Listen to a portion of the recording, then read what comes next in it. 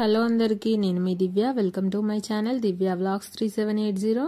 ఈరోజు నేను పూర్ణం బూరెలు చేసి చూపించబోతున్నాను ఫ్రెండ్స్. పప్పు పూర్ణాలు నా స్టైల్లో. వీడియో లాస్ట్ వరకు స్కిప్ చేయకుండా చూడండి. ముందుగా నా ఛానల్ ఫస్ట్ టైం చూస్తున్న వాళ్ళైతే సబ్స్క్రైబ్ చేసుకోవడం మర్చిపోకండి. అలాగే ఈ వీడియో కనుక నచ్చినట్లయితే లైక్ చేయడం మర్చిపోకండి. చాలా సింపుల్గా అండి, మల్టీగ్రెయిన్ దోశ బ్యాటర్తో చేసి చూపించబోతున్నాను. నేను రెగ్యులర్గా అదే దోశ బ్యాటర్ ప్రిపేర్ చేస్తాను ఫ్రెండ్స్, అందుకని నేను మల్టీగ్రెయిన్తో చూపించబోతున్నాను. మల్టీగ్రెయిన్ ఎలా తయారు చేసుకోవాలో మన ఛానల్లోకి వెళ్ళి చూడండి.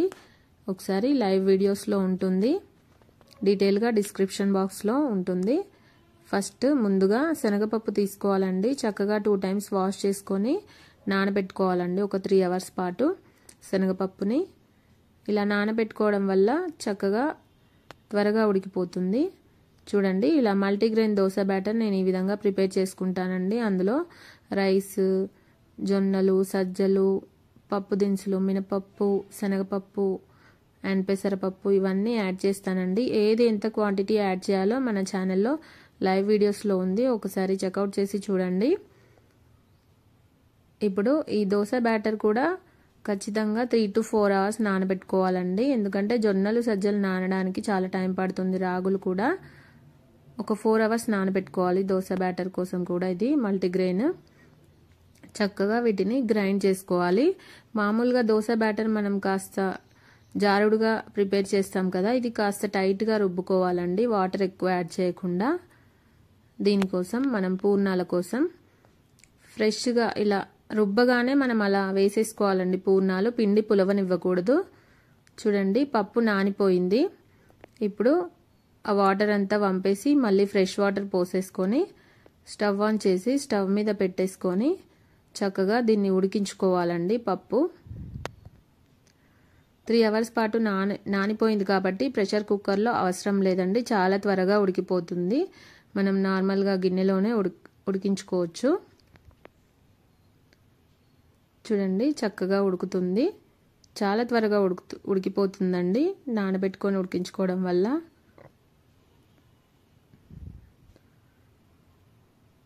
చూడండి, ఉడికిపోయిందండి పప్పు. చూడండి, ఈజీగా స్మాష్ అయిపోతుంది. పప్పు ఉడికిపోయింది. ఇప్పుడు ఈ వాటర్ అంతా డ్రైన్ అవుట్ చేసేసుకొని పప్పు గుత్తితో మనం ఉడికించుకున్న పప్పు అంతా కూడా స్మాష్ చేసుకోవాలండి. వాటర్ అంతా వంపేసుకోవాలండి. వంపేసుకున్న తర్వాత పప్పు గుత్తితో మనం ఈ పప్పునంతా కూడా స్మాష్ చేసుకోవాలి, ఉడికించుకున్న పప్పుని. చక్కగా ఇలా వేడి మీద వేసేసుకోవాలండి. చూడండి, పప్పు అంతా కూడా స్మాష్ చేసేసాను. అందులోకి తీపికి తగినంత, మనం ఎంత స్వీట్ తినాలనుకుంటే అంత వేసుకోవచ్చండి బెల్లము. యాక్చువల్గా సరికి సరి మనం 1/2 kg పప్పు తీసుకుంటే 1/2 kg బెల్లం యాడ్ చేసుకోవాలండి, అప్పుడైతేనే స్వీట్నెస్ సరిగా ఉంటుంది. ఇప్పుడు అందులోకి కాస్త యాలకుల పొడి కూడా వేసేసి చక్కగా స్టవ్ మీద పెట్టేసి అంతా బాగా కలిసేలాగా కలుపుకొని స్టవ్ మీద పెట్టేసి ఉడికించుకోవాలండి. బెల్లం అంతా కరిగేంత వరకు పూర్తిగా బెల్లం కరిగేసి పప్పులో చక్కగా ఉడకాలండి.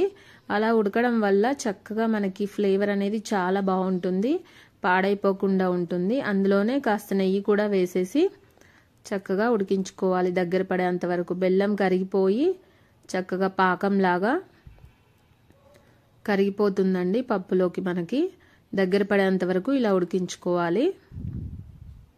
చూడండి, రంగు మారిపోయింది. ముందుగా మనం ఓన్లీ ఉడికించుకున్న పప్పులోనే యాడ్ చేసుకుంటే కనుక అలా ఉండదు. ఇలా ఉడికించుకోవడం వల్ల, బెల్లం యాడ్ చేసిన తర్వాత ఉడికించుకోవడం వల్ల పాకంలాగా ప్రిపేర్ అవుతుంది. చాలా టేస్టీగా ఉంటుంది, పాడైపోకుండా ఉంటుంది. ఫ్రిడ్జ్లో కూడా స్టోర్ చేసుకొని ఒక 1 వారం రోజుల పాటు ఉంటుందండి ఇలా ప్రిపేర్ చేసుకుంటే. తర్వాత ఈ మిశ్రమం పూర్తిగా చల్లారిన తర్వాత చక్కగా ఉండలుగా చేసుకోవాలండి ఈ పప్పు మిశ్రమం అంతా కూడా. ఇలా ఉండలుగా చేసుకోవడం వల్ల మనం దోశ బ్యాటర్లో డిప్ చేస్తున్నప్పుడు స్ప్రెడ్ అవ్వకుండా ఉంటుంది, ఈజీగా ఉంటుంది. ఒకటి తర్వాత ఒకటి ఫాస్ట్గా వేసేసుకోవచ్చు, త్వరగా వేసేసుకోవచ్చు. చక్కగా ఇలా పప్పు పూర్ణం అంతా కూడా ఉండలుగా చేసి పక్కన పెట్టేసుకోవాలి.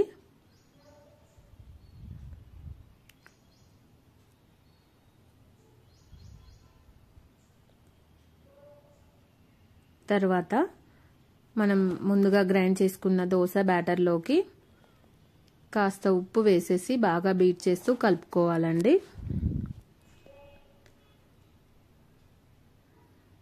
ఉప్పు అంతా కలిసేలాగా పిండిని బీట్ చేస్తూ కలుపుకోవాలి. మరీ టైట్గా అనిపిస్తే కాస్త వాటర్ యాడ్ చేసుకోవచ్చండి. చూడండి, ఈ కన్సిస్టెన్సీలో ఉండాలి. తర్వాత స్టవ్ ఆన్ చేసి కడాయి పెట్టుకొని డీప్ ఫ్రైకి సరిపడా ఆయిల్ వేసుకోవాలండి. ఆయిల్ పోసేసుకోవాలి. ఆయిల్ వేడెక్కిన తర్వాత మనం ఉండలుగా చేసుకున్న పప్పు పూర్ణము దోశ బ్యాటర్లో వేసేసుకొని ఇలా డిప్ చేసుకోవాలండి. స్ప్రెడ్ అవ్వకుండా నిదానంగా ఇలా డిప్ చేసుకోవాలి. ఎక్సెస్ ఉన్న పిండి అంతా గిన్నెలోకి మనం వదిలేసేసి నిదానంగా కడాయిలో వేసేసుకోవాలి. ఇలా ఒక్కొక్కటిగా వేసేసుకుంటే సరిపోతుంది. చూడండి, పిండి అంతా కవర్ అవ్వాలండి పూర్ణాలకి. చూడండి, చక్కగా ఇలా నిదానంగా వేసేసుకోవాలి. ఆయిల్ హీట్ అయిన తర్వాత మరీ ఎక్కువగా కూడా డిప్ చేయకూడదు. పిండి అనేది మీడియంగా ఉండాలి. మనకు ఒక లేయర్ లాగా రావాలి. ఆ విధంగా డిప్ చేసుకోవాలి. ఒకవైపు ఫ్రై అయిన తర్వాత మరొక వైపు టర్న్ చేసుకొని నిదానంగా టర్న్ చేస్తూ ఫ్రై చేసుకోవాలి. అలా అని పూర్తిగా మనం పిండి మిశ్రమం డిప్ చేయకపోతే అందులో స్ప్రెడ్ అయిపోతుందండి పూర్ణం అంతా కూడా. ఇలా ఫ్రై అయిన తర్వాత తీసి సర్వ్ చేసేసుకోవడమే. వేడివేడిగా నైవేద్యంగా పెట్టేసుకోవచ్చు. నేను మల్టీగ్రెయిన్తో చేశాను కాబట్టి కాస్త కలర్గానే వస్తాయండి. నార్మల్ దోశ బ్యాటర్తో చేస్తే ఇంత కలర్ రావు. కలర్గా వస్తాయి, త్వరగా ఫ్రై అయిపోతాయి, రంగు మారిపోతాయి అన్నమాట ఈ మల్టీగ్రెయిన్ దోశ బ్యాటర్తో కాబట్టి. అంతే అండి, రెడీ అయిపోయాయి. పూర్ణం బూరెలు నైవేద్యంగా పెట్టేసుకోవడానికి రెడీ అయిపోయాయి. Thank you.